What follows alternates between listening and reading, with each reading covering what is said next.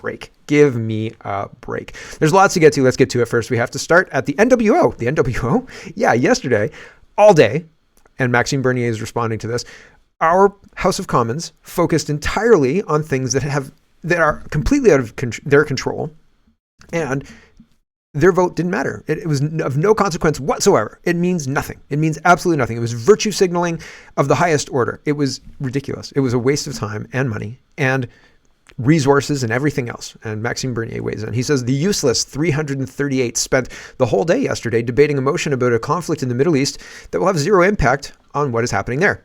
It was all about virtue signaling and appealing to different political clientele, the clientele that they're importing, by the way.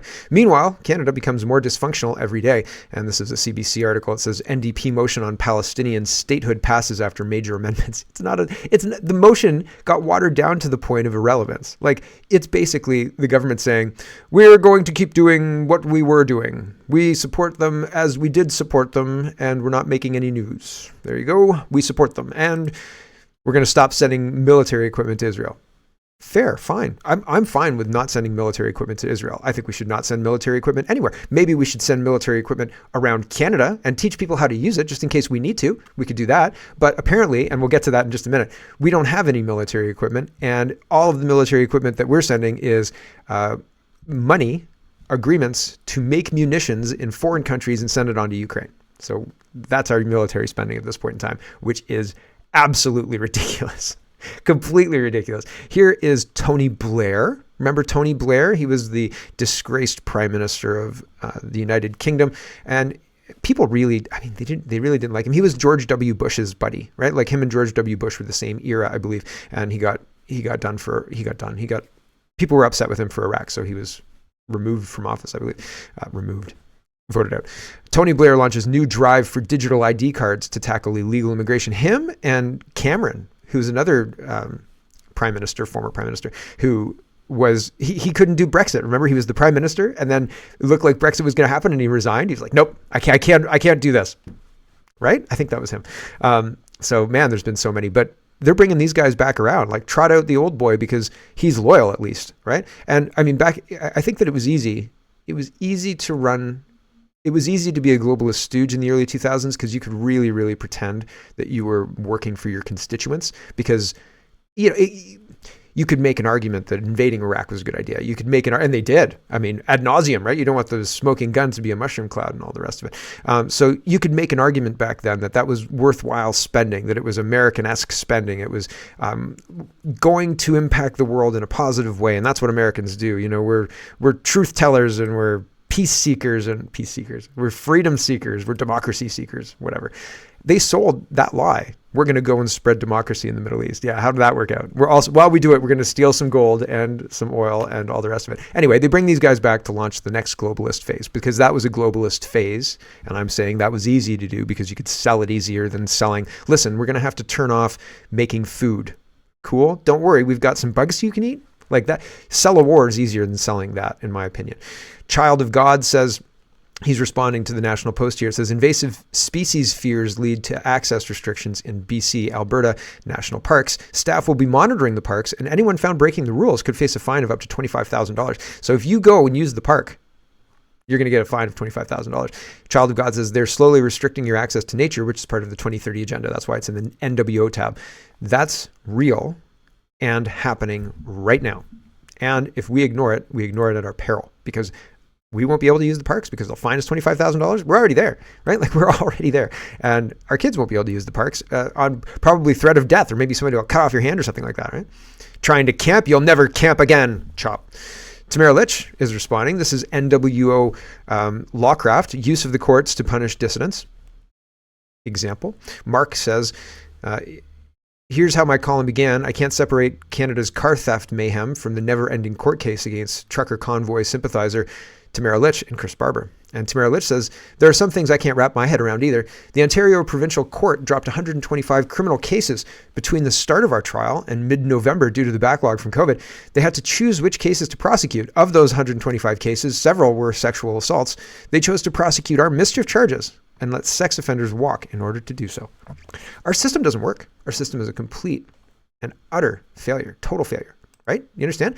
That's wild. That's absolutely incredible. Here's Paul, and he's talking about, this is a conference I'm going to show you video footage of later, but this is, remember when the non-binary leader of the Green Party took over before Elizabeth May took it back over after, what was her name? The black Jewish woman.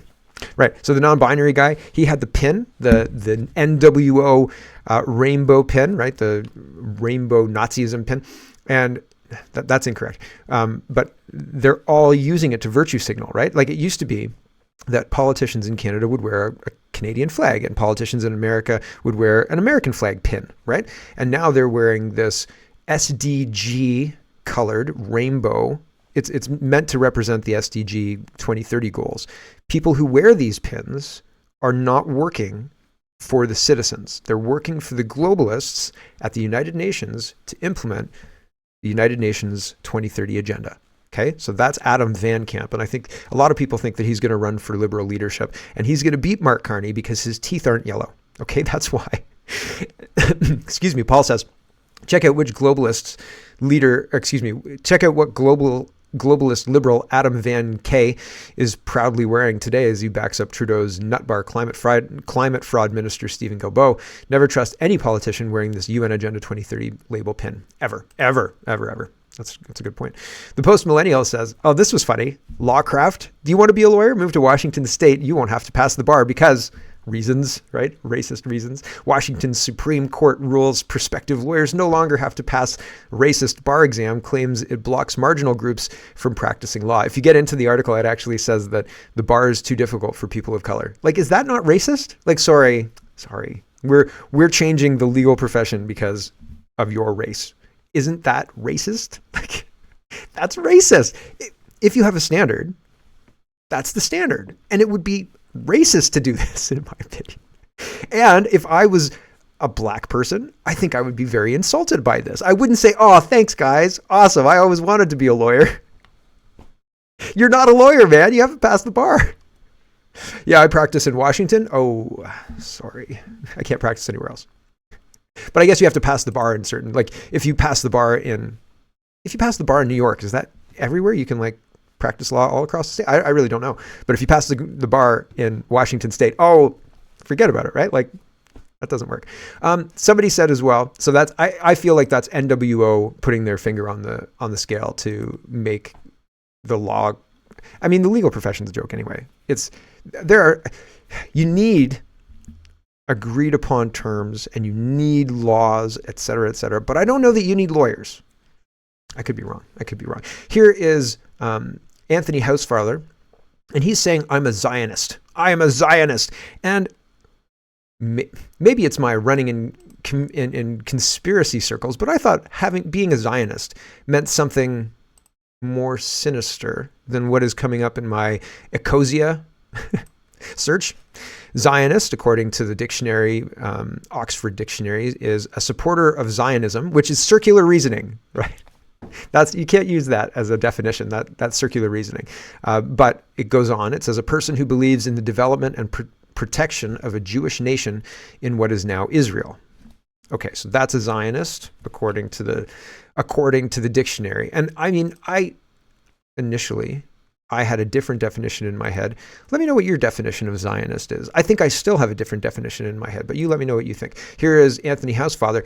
Yesterday in the Canada Poly Chat, we were talking about how it didn't used to be popular to announce that you were a Zionist just to everybody. I thought that was something you held tighter to the vest. Like Masons don't go up and say like, I'm a Freemason, right? I mean, they wear bling that says they're Freemasons, right? Barbecue.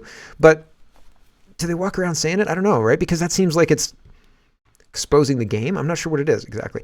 But this seems gauche. This seems weird to me. Here we go.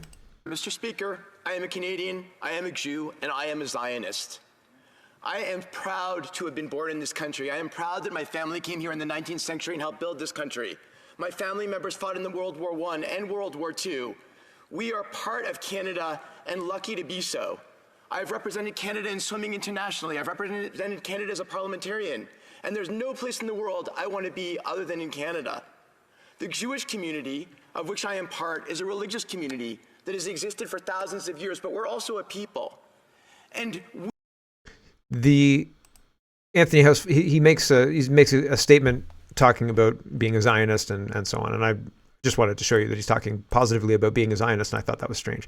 I'll show you a little bit later. He goes out and he's talking about, it's in the election area, he's talking about how he's going to leave the Liberal Party.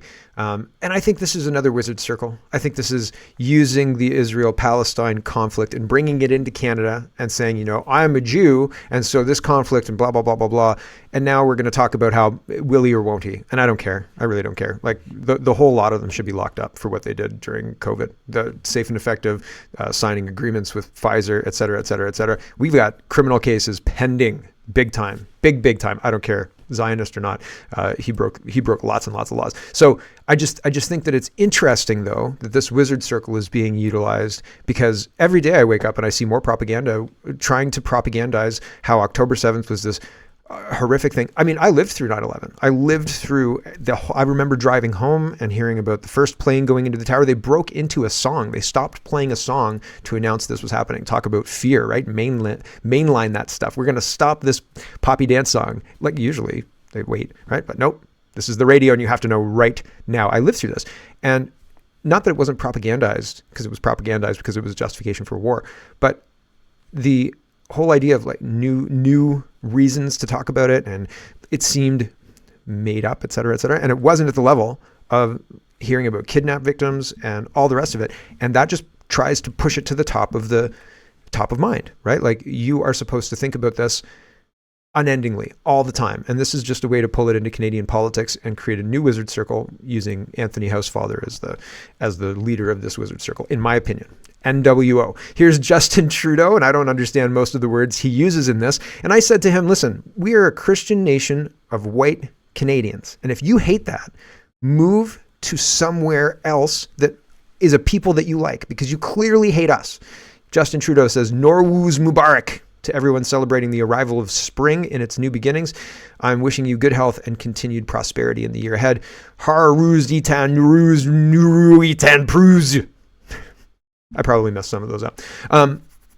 What does that even mean, dude? Like, no, we don't celebrate that. And great for people who do celebrate that. And if they live here, fine, go ahead and celebrate that. I don't have a problem with it. But we in Canada don't celebrate that. That's not on the calendar for us. And I don't want to celebrate that, because we have Easter. We have other springtime festivals that have been celebrated by Christians for a very, very, very long time. And this is a Christian country. Have a look at our Charter of Rights.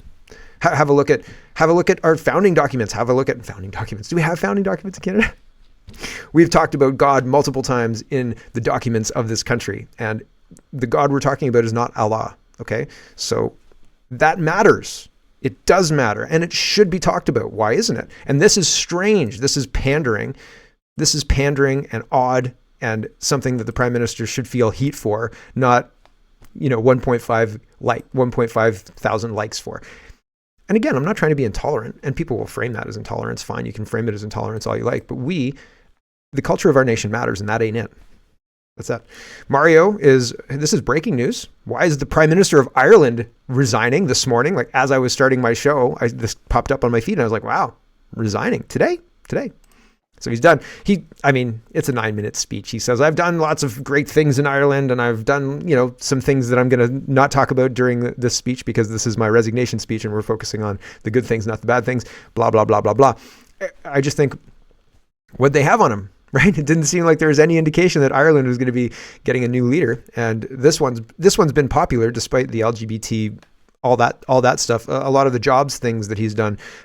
He's been a leader of Ireland for a long time, according to his speech there. So he's changed the country in a lot of ways that people really agree with. And so this is going to be impactful. I think the replacing of him is going to be impactful. Here's James O'Keefe. This was going to start the show, but I thought after looking at the NWO and seeing how many people have sold us out in Canada, just different examples, right? Different people doing things that are really questionable, like the courts, right? Allowing sex assaults, but going after Tamara Lich, right? Here's James O'Keefe, and he really illustrates this correctly.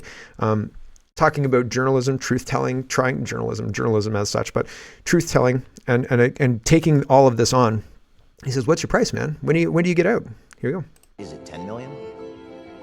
Is it 20 million? Is it 100 million? What is your price? Because if your price is not your life, then you are for sale. If your price is not your life, then you are for sale. So, if you're going to be a truth teller, your price has to be your life. I can't surround myself with people whose price is not their life. Because the enemy, whatever the enemy is, whether it be physical, legal, spiritual, will attack the vulnerability of the person who can be compromised. So you get real spiritual real fast if you're going to do this type of work. Is it 10 minutes? Real spiritual real fast. Lots of people getting real spiritual real fast. We're going to get into the Pope actually later. It was going to follow this one. You know what? It will. It's going to. It will. Real spiritual real fast. Unless the Pope does something like this. Because what? I thought that this was honestly a replay from 2021, right? I thought this was somebody recycling old news saying, oh man, but no. Robin Minotti says Pope Francis denounces anti-vaxxers and calls COVID jab refusers an almost suicidal act of denial. The pontiff rebuked those who didn't, refusal, an act of suicidal act of denial. The pontiff rebuked those who did not receive an injection or who voiced opposition to them publicly, saying deciding whether to get vaccinated is always an ethical choice.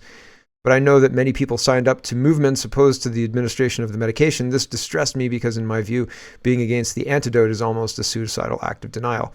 That's a quote. Francis also made a thinly veiled condemnation of Cardinal Raymond Burke, who voiced strong opposition to the injection and who was also hospitalized with COVID-19 and serious health issues. There were even a few anti-vaxxers among bishops. Some came close to death. So, wow, right? Like we're still doing this. We're still doing this. Laura Loomer says, how can any Catholic actually respect the Pope? He's a joke and he's a Marxist. Yep. The whole idea that the Pope would say, listen, your body belongs to whatever the state says. Nope. This is Russell Brand, and he's trying to choose a church. I have proctored the sermons of a bunch of different churches in Guelph because I think the community of church is really important. But if I'm going to trust my immortal soul to somebody, and that somebody is a DEI acolyte or somebody who believes in believes that humans can change their gender, right? By cutting off healthy sex organs and things like that. Well, I'm just not going to trust that guy or girl or whoever it is. And so, or if they think to themselves, I'm going to get the congregation to move forward to bring somebody in from a foreign country because that's what we're told is the Christian thing to do or something like that. I don't think that they've thought things through. Like charity begins at home. Yes, no. So if we've got people in tent cities, why are we making that worse by exacerbating the population increase problem, right? So I had a hard time finding place, and I ultimately ended up just giving up and going into myself and thinking about it more. And so I think that Russell Brand, I think that organized religion, and I have to start a new channel to talk about this more and in depth because it is something that requires a lot of attention. But I think that organized religion has been turned to be a more control mechanism, and it's been a really slow turning. Like I'm talking hundreds of years slow, but it's been used, something that was meant to be spiritually nourishing, something that was meant to teach us about what we are and who we are and what we're supposed to do here, has been turned into a control mechanism, a quasi-government with moral platitudes replacing that spiritual nourishment. And so I have a hard time saying, I just haven't found the right flavor of Christianity yet, because I think that all of it's kind of been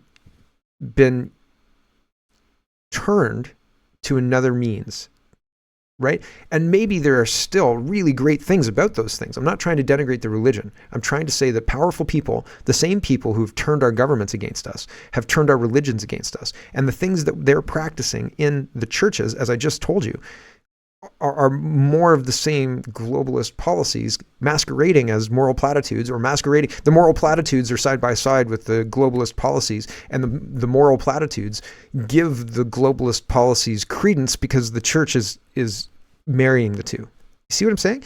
And so like I have a really hard time, and I wish that there was an option.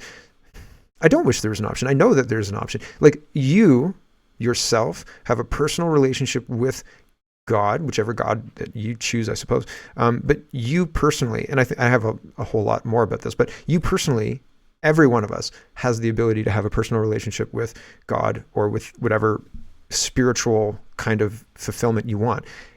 You absolutely can. You don't need a church for that. That's my opinion on that. Here's Russell Brand. He's talking about being spiritual. Maybe I'll just put it here. I'll put it here because the last 40 seconds kind of wraps it up. He talks about it a lot, but he's at the beginning. He says like, I've been going to, we'll just play the whole thing, whatever. Let's just play the whole thing because that's easier. Because it explains everything and then I don't have to. Here we go. I've been going to church, a church where they do Alpha courses. I guess that's sort of Church of England. I've been to a Catholic church and I'm considering going to a Eastern Orthodox church. Do you think the different denominations and distinctions are important when you look at God and the figure of Christ from, as best as one might claim, a universal perspective, if you feel that you can be universal on a subject like kindness or service or surrender or gratitude or overcoming the self or understanding that what you're experiencing in the moment, even if it is suffering, is God's will? I know that there are numerous distinctions, ecclesiastical and ontological, but I feel that at the moment I'm moving towards a kind of moment of baptism. I mean, are you baptized? Did you get baptized as an adult? Like, would you do it in a river? Would you do it in a font? Do you want to get fully under that? Because quick, funny side story about me. Not baptized. My mom did not want me baptized. My grandmother, absolutely. This was one of those things that may have caused a rift in the family, but we fixed it all up and all that stuff. Maybe I'm oversharing here, and it is personal. You're right, but it's one of those things that it's very, very sensitive, and I understand that, and I'm not trying to denigrate.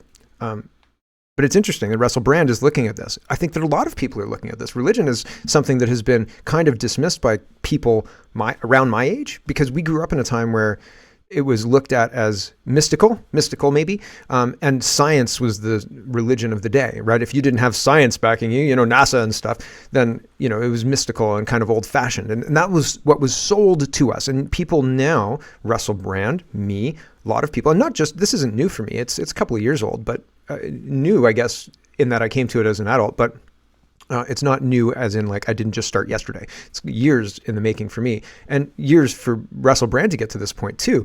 But it's interesting that people are articulating what's going on with them in the spiritual sense. It's interesting. It's very interesting. And baptism, he's looking at baptism. That's a big step, right?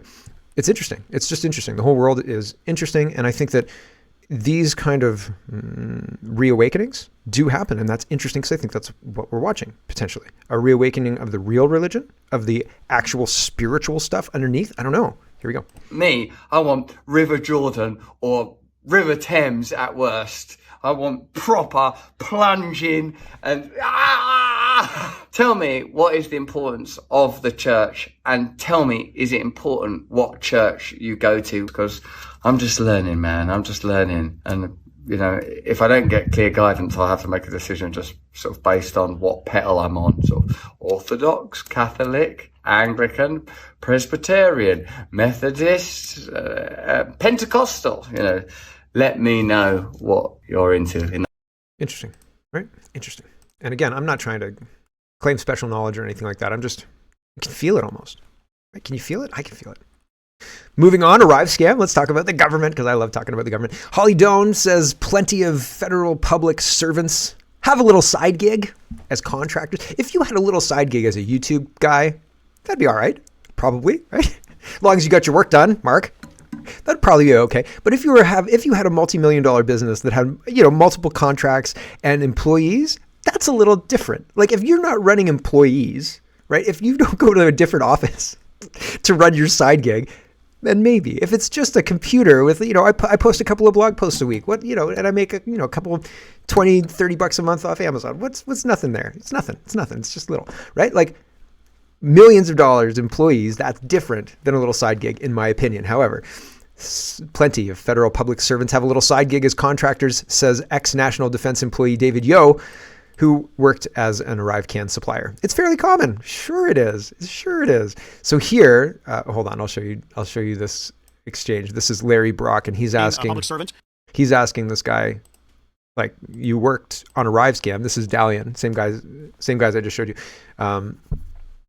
He worked on ArriveCan with GC Strategies, but he's Dalian, so he's one of the other. There's 3 major companies. Dalian was the other one, and I can't remember the third one. I'd seen I had the spreadsheet, but there were a bunch of numbered companies and then 3 main ones at the top, and I can't remember the third one. Here's Larry Brock grilling David Yo.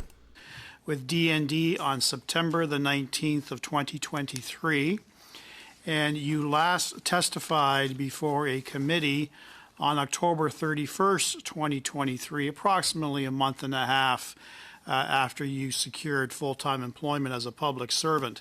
So the question I put to you is, and I've read the transcript of your previous testimony, sir, at no point in time, despite being asked several questions about the nature of your employment, you focused squarely on your directorship and your shares within Dalian, and you said absolutely nothing about the fact that you were a public servant.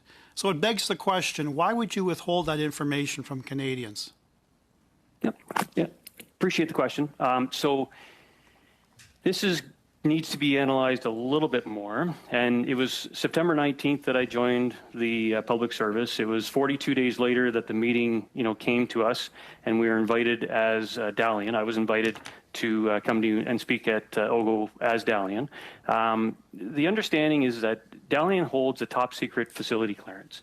And those that know what a top secret facility clearance is knows. And I hold a higher, and did hold a higher than top secret security clearance for Dalian. As well, in my short time of 42 days with the department, I also have a top secret clearance there and a secret clearance. So, by nature of that aspect, and the fact that this had zero to do with D&D, it had zero to do with, what I do during the day as a high assurance specialist for the department. It has zero to do with my employment there, as well as the fact that... Okay, sir, I'm going to stop you there because my time, sir, I'm going to stop you there.